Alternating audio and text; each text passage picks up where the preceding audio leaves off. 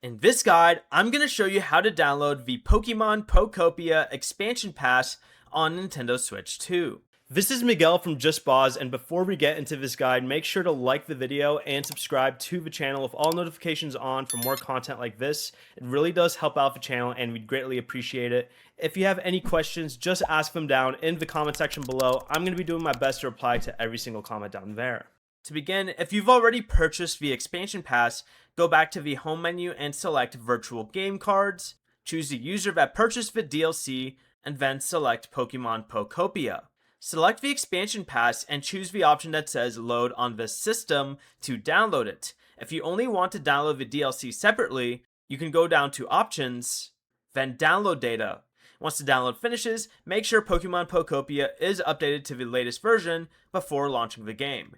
Before you leave, remember to like the video and subscribe to the channel with all notifications on for more content like this. It really does help out the channel and we'd greatly appreciate it. And if you did have any questions, just ask them down in the comment section below. I'm going to be doing my best to reply to every single comment down there. Peace.